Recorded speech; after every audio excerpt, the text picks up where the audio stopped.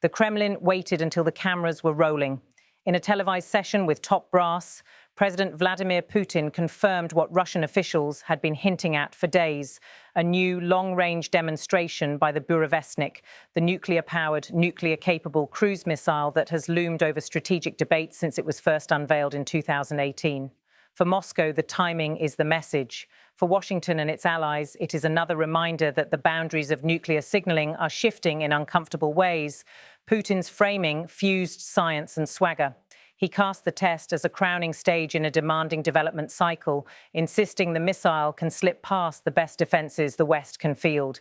In language amplified by state media and echoed abroad, the Russian leader described the weapon as invincible and asserted that crucial testing had been completed. The specifics, from speed to guidance, remain opaque. The Kremlin rarely invites outside verification on sensitive programs, but the choreography was classic: declare a leap forward, cite new performance, and let the strategic echo carry. The most concrete claim came from General Valery Gerasimov, a reported 14,000-kilometer, 15-hour flight on October 21st. If accurate, that duration would support the core proposition of nuclear propulsion in a cruise missile airframe, essentially unlimited range for practical purposes, with ample time to snake along terrain, avoid predictable corridors, and present as a low-altitude, low-notice threat. It is a concept with a long pedigree and an equally long trail of misgivings.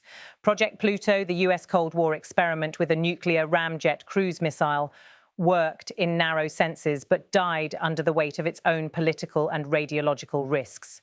That historical caution informs Western skepticism today. Independent analysts point to Burevestnik's checkered test record and the human cost of failures, most notoriously in 2019, when accident recovery went catastrophically wrong and Russian nuclear specialists lost their lives. Safety aside, there's doctrine. Who would authorize routine training with such a system? How would it be stored, fueled, moved, and guarded without inviting a cascade of hazards? Even if the 2025 flight performed as advertised, those questions hover over any notion of deployment at scale.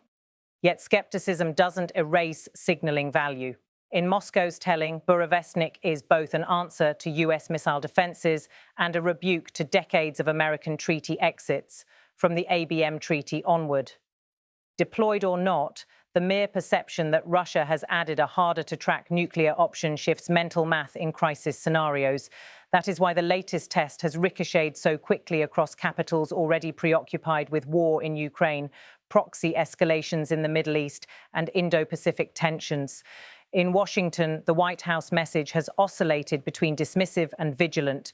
President Donald J. Trump, sworn in as the 47th US president in January, has aimed personal rhetoric at Putin while pointing to American strength.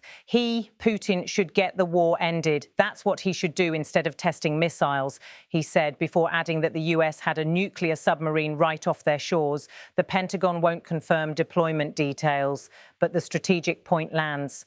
Whatever Russia demonstrates, the US retains credible second strike forces and a deep bench of conventional tools. Those tools are not all kinetic. Treasury actions against Russian energy majors and new export control measures show how US strategy leans on financial warfare to raise costs on Moscow's long war. Officials also continue to accelerate military aid to Ukraine, even as frontline dynamics remain grinding and uncertain. The Burevestnik show doesn't change that day-to-day ledger, but it adds atmospheric pressure, particularly on European allies watching nuclear rhetoric creep back into the foreground. Iran, meanwhile, is broadcasting its own deterrent messages. The political landscape in Tehran has evolved since 2024's snap election.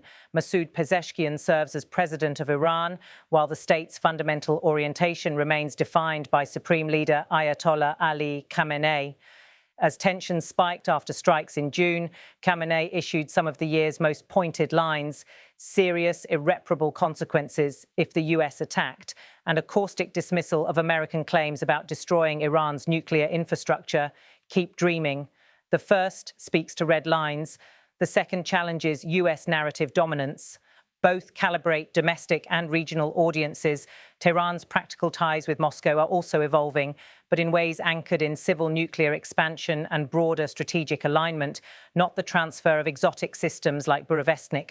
Russia and Iran are advancing plans for 4 new nuclear power plants, a decision with energy logic and geopolitical edge. In the same breath, both sides insist Iran's program is peaceful, while critics warn of dual-use risks that rise in proportion to regional volatility. As with many things in 2025, the symbolism competes with the substance. That's why it is important to separate rhetoric from reality on the notion that Russia would offer Burevestnik to allies. There is no reliable record of such an offer, no presidential decree, no defense industry MOU, no leak to a major wire. What there is Russia's deepening nuclear umbrella posture with Belarus and a habit of showcasing strategic capabilities when political pressure mounts. Belarus's trajectory reflects entanglement, not export. Iran's trajectory reflects energy cooperation and defense industrial exchanges that stay below formal alliance thresholds. These are consequential patterns, but they are not the transfer of a nuclear-powered cruise missile. Then there is China, where Xi Jinping remains president and general secretary. Beijing's reaction to nuclear-tinged flashpoints tends to be low volume and high intent. Formal calls for restraint, state media treatments that emphasize strategic stability, and quiet adjustments in trade flows that hedge against secondary sanctions risk. Chinese outlets have covered Burevestnik with a mix of technical intrigue and geopolitical framing, but the foreign ministry line steers toward preventing escalation in Europe. At the same time, reporting indicates selective tightening of sensitive exports to Russia, signals that interests are aligned only up to the point they threaten China's economic bandwidth. Stepping back, 3 strands define this week's story. Capability signaling: Russia wants the world to believe Burevestnik is moving from myth toward maturity. The successful test narrative, true, embellished, or somewhere in between, serves purposes in deterrence and domestic propaganda alike. Counter-messaging: the United States is challenging the utility of such tests while hardening sanctions and support to Ukraine. Trump's rhetoric, both the admonition to end the war and the submarine reference, fits within a broader strategy of pressure plus deterrence. Regional leverage: Iran's leadership is issuing threats designed to deter US actions and shape the narrative around its nuclear program and regional conflicts. Those quotes, serious, irreparable consequences and keep dreaming, are not just talking points, they are stakes in the ground. None of this means the strategic balance has fundamentally changed overnight. Even if Burevestnik works as advertised, Russia's nuclear triad already guarantees a second strike. The novelty here is rhetorical and optical, the image of a super-endurance cruise missile joining the list of things planners must consider.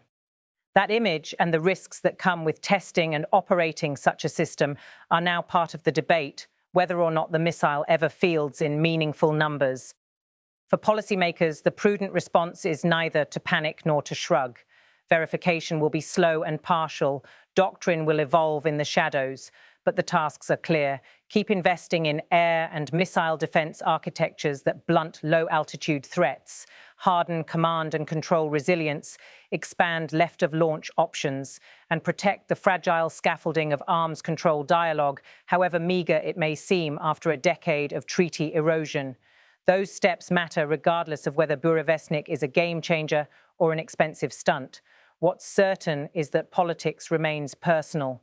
The week's sharpest lines came from the top. Vladimir Putin, President of Russia, invincible, crucial testing, descriptions tied to Burevestnik's readiness. Donald J. Trump, President of the United States, he, Putin, should get the war ended. That's what he should do instead of testing missiles. We have a nuclear submarine right off their shores. Ayatollah Ali Khamenei, Supreme Leader of Iran, serious, irreparable consequences. Keep dreaming. Those sentences taken together tell the story better than any technical spec sheet. In a crowded, combustible landscape, from Ukraine's front lines to Persian Gulf airspace, leaders are appealing to fear, pride, and resolve. Weapons programs, real or hyped, become characters in the drama. And every time a camera rolls on an airbase, a carrier deck, or a Kremlin briefing room, the theatre grows louder. For audiences sorting fact from fever dream, two filters help. First, weigh what's verifiable, test claims, positions, formally announced deals. Second, note who still has leverage when the microphones are off, countries that control energy flows, financial hubs that write sanctions rules, and militaries that can move in silence beneath the sea. In that quiet calculus, the week's most durable signal may not be a missile at all, but the persistent hum of submarines, satellites, and supply chains that define power in 2025.